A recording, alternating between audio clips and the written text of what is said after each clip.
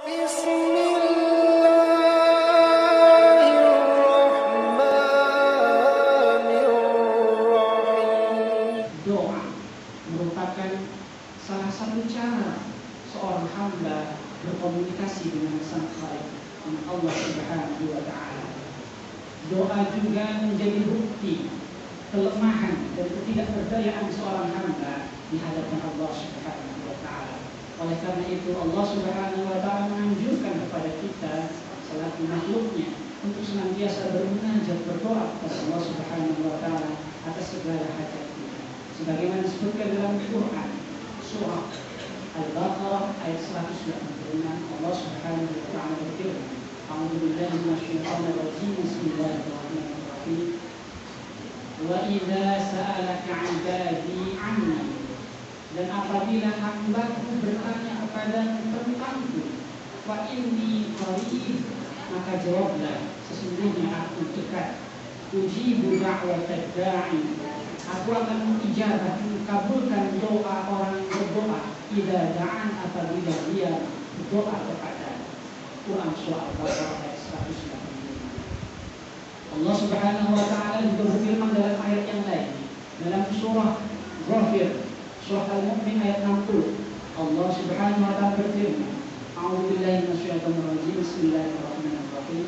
Wa qala rabbukum ud'uni astajib lakum.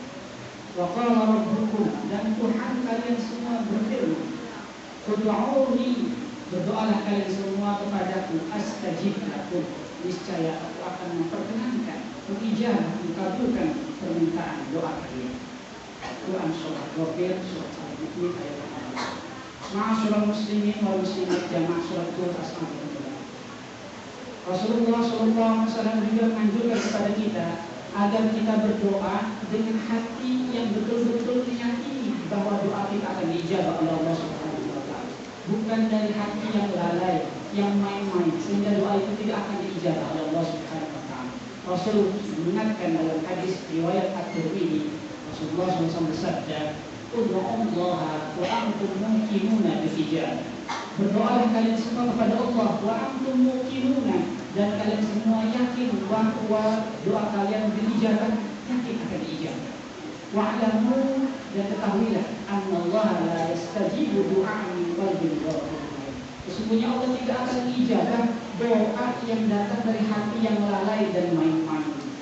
Oleh karena itu perlu kita perhatikan adab-adab dalam berdoa. Lantas apa saja adab-adab berdoa itu? Sebagaimana disebutkan dalam kitab Tuhfatul Murid ala Jawharatul Tauhid, Imam Syekh Ibrahim Al-Bajuri mengatakan, wa min adabihi ayyataharral awqatul fadilah.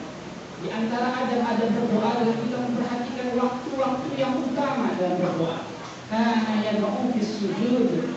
Di antara waktu yang utama dalam berdoa adalah fis sujud, dalam keadaan sujud. Kita dianjurkan untuk berdoa. Wa indal adzan wal iqamah, dan di antara waktu azan dan iqamah itu adalah waktu yang mustajab, waktu yang utama untuk berdoa. Wa minha taqdimul wudu'i was shalat.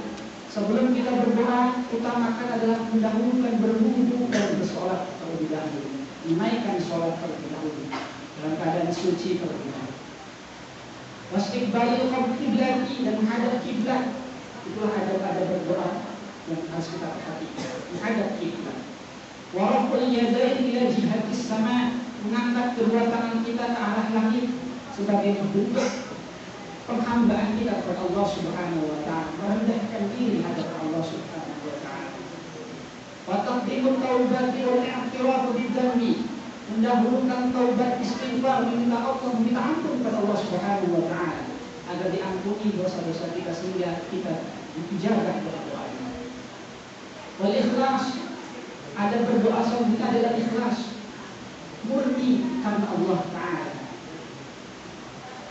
Wa khatamu biha wa qad waqatahu bil hamdi was salati wan nabi sallallahu alaihi wasallam. Mengawali berdoa dengan iftitah, mengawali tersebut dengan bilhamdi, memuji Allah Subhanahu wa Ta'ala, wassalatu ala nabi sallallahu alaihi wasallam, membaca salat kepada Nabi Muhammad sallallahu alaihi wasallam. Jadi ketika kita berdoa, awalilah, permulakan dengan membaca hamdalah, membaca salat kepada Nabi Muhammad sallallahu alaihi wasallam. wa khatamul jihad, dan menutupnya juga dengan baca hamdalah dan baca sholat kepada Nabi SAW. Ma'asyiral muslimin wa muslimat jamaah sholat zuhur asar maghrib. Lebih lanjut Imam Al-Ghazali dalam kitab Ihya Ulumuddin mengatakan bahwa kita juga harus memperhatikan waktu-waktu yang utama, waktu-waktu yang betul-betul diijabah untuk kita berdoa. Disebutkan di dalam kitab Ihya Ulumuddin, Imam Al-Ghazali mengatakan ayyatahassada li du'a'il awqatis syarifah. Hendaknya kita menggunakan waktu-waktu yang syarifah, mulia. Di antara waktu yang syarifah adalah qayaumi Arafah minas sanah. Di dalam waktu setahun itu ada hari yang mustajabah yang mulia, yaitu adalah hari Arafah. Kita dianjurkan untuk berdoa di hari Arafah tersebut. Ramadan minal ashhur, di dalam beberapa bulan ada bulan yang mulia, yaitu adalah bulan Ramadan. Kita dianjurkan untuk berbanyak doa di bulan Ramadan. Yaumul Jum'ah minal usbu', di dalam waktu satu minggu ada hari yang mulia, yaitu adalah Yaumul Jum'ah. Kita berbanyak untuk berdoa di hari itu. Kita disunahkan, kita dianjurkan untuk berbanyak doa di hari itu, di hari yang mulia, yaitu hari Jumat. Kemudian waktu sahur dan sa'atul lail, dan kita juga dianjurkan untuk memilih waktu sahur sebelum waktu sholat subuh tiba. Kita dianjurkan untuk berdoa karena disitu adalah waktu yang mustajabah. Ma'asyiral muslimin wa muslimat jamaah sholat zuhur asar maghrib.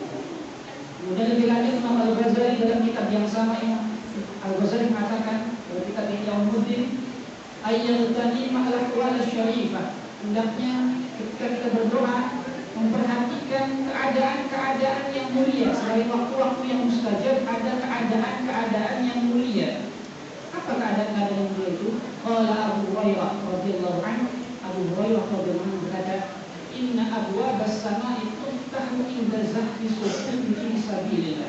Sesungguhnya pintu-pintu langit akan terbuka inda zahfi sufufi fi sabilillah, ketika perang fi sabilillah berkecamuk, sedang mulai berperang.